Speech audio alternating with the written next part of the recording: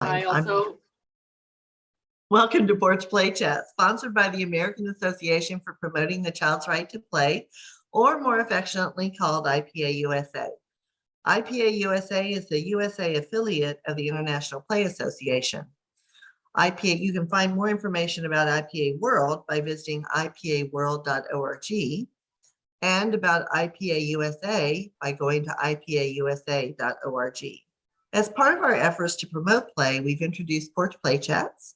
These are conversations with people who are just as passionate about play as we are. And you can find all of our Porch Play Chats, and we're close to 100. In fact, we may have just peaked 100. I know, I'm very excited. On our website, and they're free to use. Go to IPAUSA.org. Up in that top right-hand corner, subscribe to our YouTube channel and be a friend on our Facebook page.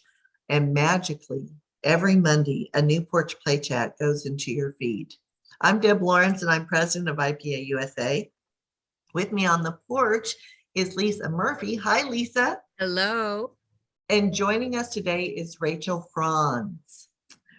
Rachel, and I've got to pull up, is a wonderful person who I've been wanting to get on here forever, who's a fierce fighter for honoring children and childhood. And don't we need more of those? She has her master's in early childhood education from Champlain College and is one of the founding members. I know. Lisa too. I know, Lisa too. Of Tiny Trees Preschool, one of the largest all outdoor preschools in the US and one of the first licensed outdoor programs, which we should also have a Porch Play Chat about later. She provides training and consulting to both indoor and outdoor early learning programs with an emphasis on anti-oppressive systems, child-centered learning, and of course, play.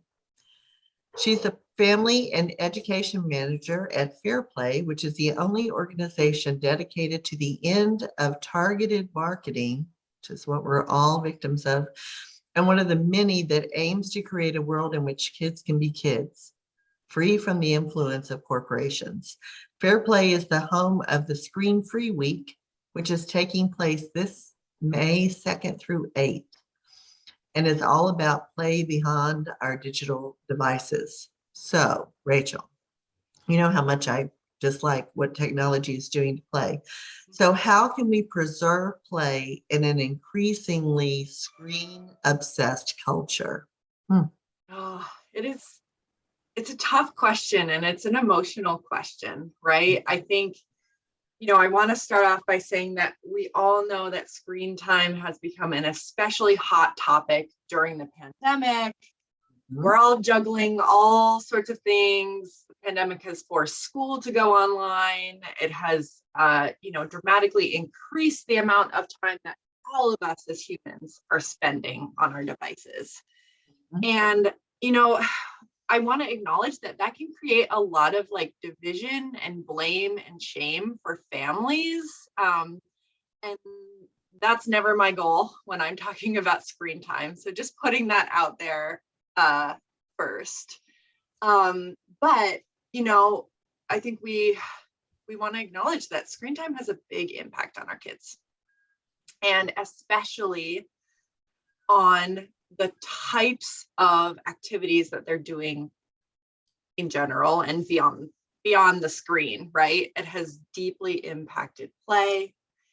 It has deeply impacted our relationships. And, I think that screen time is sort of this catch-all term for a lot of things. But what I think that, if we think about this question, how can we preserve and celebrate play, right? One of the strategies that we can use is creating a container in which true, real play and relationships and connection can happen. And that's one of the things that I work on at Fair Play. I have been running Screen Free Week for the past 3 years now. And during the pandemic, we changed it into Screen Free Saturdays, which is just one day a week to take a break from your screen. And completely unplugging is not always realistic for people, but figuring out a little micro dose of play has been really, really key. And there's all sorts of stuff out there that says like taking a break, putting down the screen is key to our happiness, to our ability to, especially for kids, to develop all of the skills that they need to develop. And that's why we have Screen Free Week, because we all need a break. And so I think, just thinking about this idea of how can we really like center play and center our well-being, it has to include like an intentional practice around our digital devices, and for kids, like taking a break and structuring that time to be, and even to be bored, and to be creative, right? Well, and I think that's the big piece. Parents are busy, they're stressed. We've all gone through a horrible 2 years that's been scary. We wanted to follow the news all the time, and we have our little phones right here to do it. But I think what we have to separate ourselves from is, yes, we're on screens way too much. Look at what we're doing right now.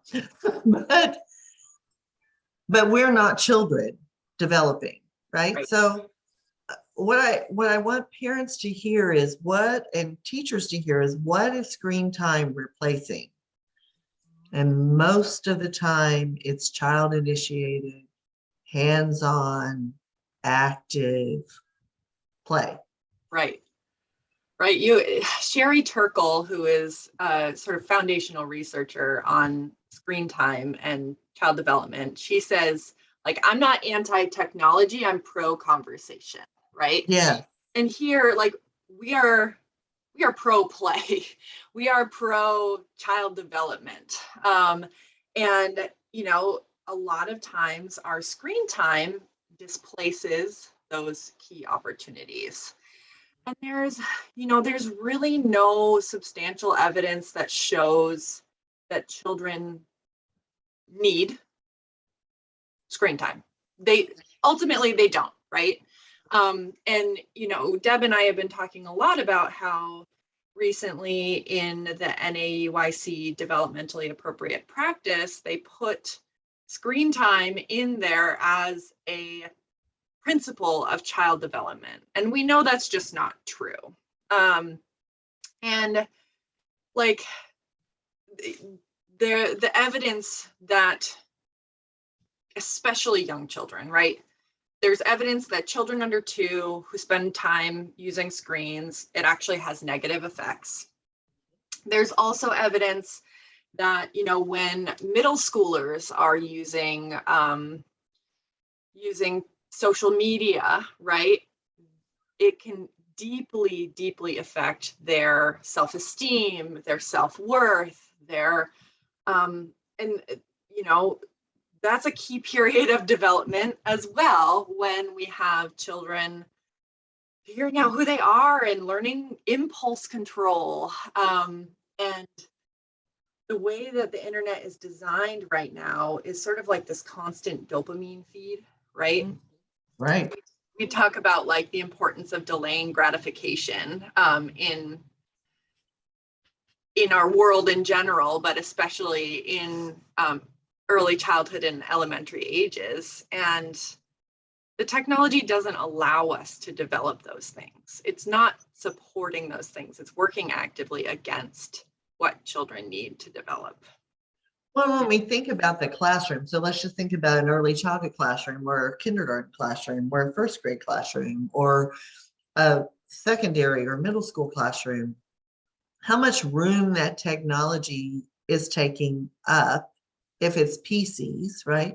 And now, now we have tablets and iPads, okay, but how much, again, is it replacing hands-on learning materials? And how much time does the teacher, I was in a 4th grade classroom doing observations for a field work, and the poor 4th grade teacher, I felt so bad for her. They all had tablets. Their reading curriculum was on the tablet. Their math curriculum was on the tablet. And it took her, she had 30 kids and one of my students helping her. And it took her 25 minutes of their 60-minute instructional time to get everybody computer booted up into the correct program. And then it was time to put them away and move on to something else. And I looked at her and said, how's that working for you? She said, I want to pick them up and throw them out the window.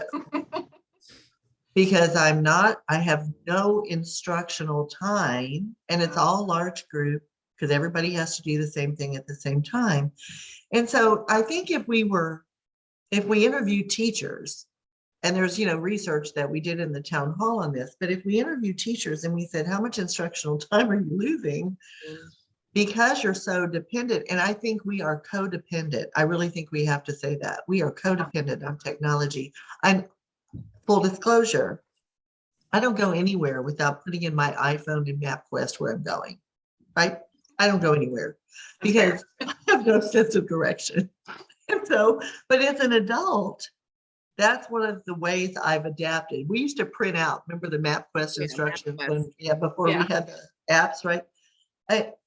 We used to print them out and take them with us, but now we don't need to because our phones do it for us. Okay, that's an adaptation I can live with. But I'm going to even add to that. The adaptation initially was you got your map out and you kind of took a look at the general direction of where you were going. You needed a navigator, or you were pulling over a lot if you made a wrong turn. So you had, although it might not have been a good skill or an good, I didn't mean to say good. I mean, you might not have been one you were good at, but you knew the parameters of what this tool was going to help you do. So I liked how you said the word modification versus I've only ever known this and I do get lost and I don't know north, south, east, west, look for landmarks. What highlights and landmarks might I have seen along the way? And I think you're making a really powerful point about it is a little different as an adult. We had our foundation stages of development. And so what is getting pushed out? Remember the big atlases that you take on your trip and you would highlight your trip map and your navigator. I have students in my classroom. I said, how many of you can read a map? And they looked at me and said, no, we use our phones. And I said, okay, well, I use my phones now too, but I do know how to read a map. It might be a skill you need. What if, what if heaven forbid something happens and we don't have internet, right? What are you gonna do?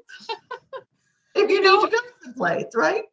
I think the word that you used, Lisa, tool, is like the key definition of technology, right? Like when I used to explain to families in my preschool classroom when they saw there were standards around technology, I said, okay, this means that we are going to learn how to use different things as tools to support our curiosity and our hands-on exploration. So we use things like binoculars to see further. We use, clipboards and paper to sketch.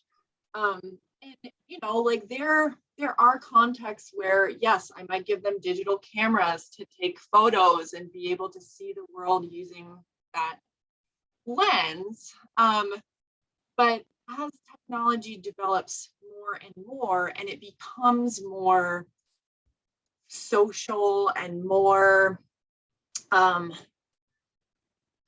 corporate, I guess, like it's literally designed to keep children on it. Yeah. And predatory. So the children themselves become the tools. Yeah. The children become the tools for marketing, the corporation to make money. Yeah. And like we need to take that back. And one of the ways that we take that back is being like, okay, we're going to use this for this. And we're only going to use it if it's supporting our play, if it's supporting this real life, like love-filled exploration, right? Like, and we talk a lot in early learning about how children construct their own knowledge, right? But with the way that technology is designed, it is really like constructing children's knowledge for them. Yeah. We know that 16% of children in the UK, that was a study was just done, ages 3 to 5 are on TikTok. Mm. TikTok is literally designed to keep you on it. It's based around an algorithm that feeds you information, and we know that people really quickly become radicalized, and this is the key time of our socialization, and a lot of those values are being built. And the more time children are spending, right, in that world, like that becomes their worldview. That's how their schemas get developed. That's how their biases get formed. And like, I think we don't have a ton of control over that, which is why I don't like to blame families and educators, right? Like, I can't blame them for a child spending too long on a device, because it is literally designed to have children be addicted to it. But what we can control is like, okay, the time when you're not in front of the device, like, what can we do to have fun, and what can we do to really support your play? I found the balance piece was super important, right? And I used to tell the families in my programs that I don't have screen-based technology. Mhm. And that went hand in hand. Some of you are viewers, listeners, both of you, definitely Deb, were around when NACY initially did NAYC, the National Association for the Education of Young Children, their initial policy statement on technology in the lives of young children. And that, I mean, that's a whole other conversation. But what I offered to a lot of people was, because it does divide a room. You say technology and the room at a conference will split in half. And I get that. So I offered a stretching of the definition that I think the fired up technology is about, because I'm really on the porch, so I have wind blowing through my hair. Lovely. We love it. Was screen-based tech. I said, so I'm going to stretch the definition. Here's a Wikipedia definition of technology. Binoculars. I'm so glad you said that. Washing machine, indoor plumbing, a knife, a fork. These. Yes. So if you're telling me now that we have to use technology, we've been doing that since forever. But where I'm going to draw the line in the sand is the screen-based tech, because I got very concerned that the screen was becoming the experience instead of, again, the tool piece, using a screen to perhaps add to a real experience. And I often would tell the parents, I realize that at the end of the day, I'm not the boss of anything that happens when they leave the building, right? Again, a reality check. I'm not the boss. And so I feel that I was able to kind of, what allowed me to sleep at night was that I have no control what happens at 6:01 in the evening until 5:59 in the morning, but I have a say in the experiences that are offered for your exploration from 6 in the morning till 6 at night. Right. And that allowed me, I felt like that was not a compromise where I was like selling out, right? It was an acknowledgement, and then this is how we're going to work it here. Always educating, always informing. And I hate reducing this conversation to a soundbite, but I got to give a shout to my really good, she's Happy Camper Girl on Twitter. And she said, if you do not have a sandbox, you do not need an iPad. And that soundbite that I use from her has allowed parents to have some conversation, that really quick reminder that it's not this really, it's, just a reminder, the people who made this grew up with the stuff that we've got going on here. Right. And so to think that we can jump over that foundational, sensorial, real investigation to continue moving forward, I think that's misguided. Well, I think that that's the balance. I like your word balance too, because we know they're getting technology at home, right? The TV goes on, right? The screen-based technology. We know they're getting that at home. So why are we even using it in school other than digital cameras and binoculars and the non-screen tools that we can use?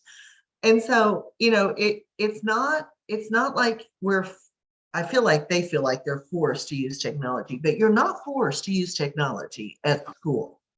And so if you can preserve early childhood play with real objects, with real things in a classroom with child Which initiated. include evidence of technology, if you Yeah. allow yourself to align with that stretched non-screen based definition. Then at least the early childhood profession is doing what it can to help children build their social skills and their emotional skills. I mean, really, I'm shocked that we haven't had research yet. I know we have research on the damage it's doing to the corneas in your eyes. I know we have research on that. I am surprised that we don't have research on fine motor control, because they're doing this, right? That's not really this, right? Well, I think you have anecdotal research if you talk to Exactly. any occupational therapist who's been around for the last 10 years. And so I think that's the evidence we need to say. When children use screens too much, here are some of the long-term consequences, right? Because I think if parents were aware of that, I think they only see the benefits of what they think screens bring to their child, but they don't understand the dangers that they bring. I mean, all we have to do, and Mike Huber and I wrote that article in Child Care Information Exchange on what the pandemic taught us. All we have to do is see how children fell behind in their academics because they were on screens, because they couldn't go to school because of COVID. But it's not just that they fell behind on. They fell behind on social emotional development. They fell behind on conflict resolution. They fell behind on how to interact in a group and cooperate because they didn't have to, right? And so they lost 2 years of development. And my stepson is a middle school teacher, and he called us early in the year this last fall, and he said, "Oh my God,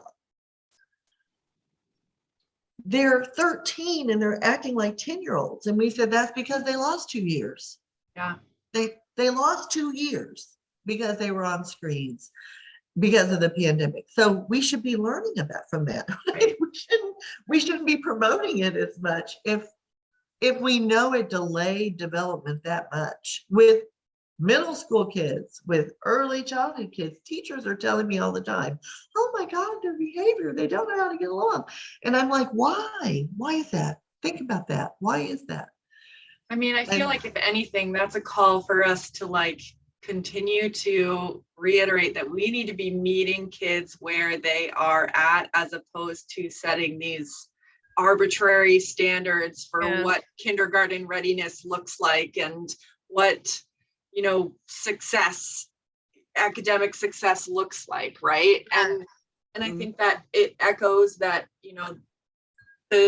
there can be social connection and benefits using devices, right? We know that even the American Academy of Pediatrics says it's okay to do Zoom with your loved ones, with your baby, right? Those are beautiful ways to create connection. It's not a one-to-one substitute, right? Like it's not a one-to-one gluten-free flour for your wheat flour sort of situation. It needs to be a tool to supplement. Coming back to that, right? Yeah. That's how I saw my grandchildren during the pandemic, right? We FaceTimed or we Zoomed. Yep. But that doesn't mean. I also want to point this out, and I'm not sure where it's going to fit. So I'm going to kick it in, and you can either put it to the side or come back to it or see where it might fit. But we're super adaptable as a species. So that's my first comment. The second comment is the technology that the children who are in our preschool classes right now are going to be expected to use, when they do hit older school, college, the workplace. It hasn't even been invented yet, but we know that you're still going to have to know how to probably, do a load of laundry or interact with somebody that you work with perhaps. And I guess I take every possible opportunity to remind that those basic skills are still things that are going to serve us regardless of the tech that you are going to be expected to be familiar with. I also know, and I can speak for anybody who's over the age of 46, who had no idea what Zoom was on March 13th of 2020. And by Monday morning, we figured it out, right? We are very adaptable. If the situation requires us to learn something new, it might give us some discomfort because it's not familiar. But at the end of the day, if we've had the opportunity to learn how to be a problem solver, again, always lifting it up to those general skills, you're going to be able to figure it out. Right. Yeah. And if you don't have those opportunities, you can't, right? If you can't critically think about how to solve a problem and you're just going to go, hey, Google, what's the answer to blah, blah, blah, right? Oh my Or if God, I haven't we learned are- all that self-regulation and the persistence and the stick with it and the, oh shoot, I really messed that up, but I'm going to get back on the horse again tomorrow. Like all of those characteristics are going to allow you to figure out whatever you got to figure out years from now. Right. And you won't be so codependent on using technology. You'll know how to find the information that you need, right?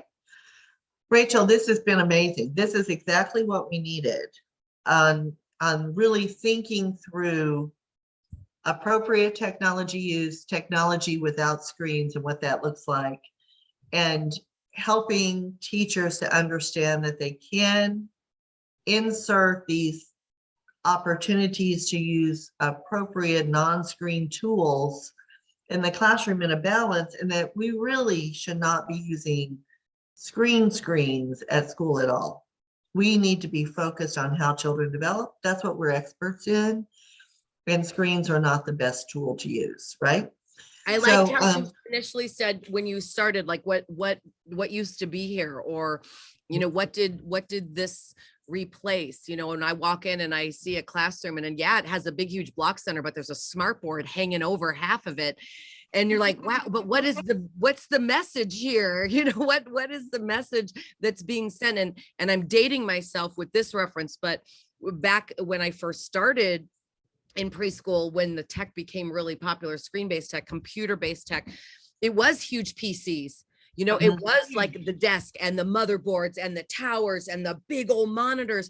And so stuff literally did have to leave. And that was always my first question is, you know, what used to be here? What had to go away to make room for this? For stuff that we don't really need and children don't need, or they get plenty at home. Right. So Rachel, go ahead, Rachel. I'm sorry. Close out. Just to close that out, right? Like the point is to figure out what we want to say yes to for kids, right? How can we create a world where they thrive, and how can we have like maybe families are saying yes to some technology, right? But how can we have a louder yes to play, a louder yes to developmentally appropriate opportunities, to hands-on experiences, and to real meaningful stuff, right? Relationships, all of that, all of these things that have since time immemorial been key to our survival as a species, right? And we have to put those first, and everything else should come alongside it as a tool to support it. So the yes becomes our values, right? So the stuff we want to say yes to are our values. And so our values are then going to guide my practice. So I can't reflect on that practice till we've identified those values. And I like how you've added that. What do I want to say yes to? And then how do I make sure that there's consistency between what I'm out there saying that I value and what we're actually offering here? That's very nice. Absolutely. Beautiful way to end us. Don't go anywhere while I close this up. So to learn more about IPA-USA, please visit our website at IPA-USA.org. And until next time, keep on playing. Bye-bye.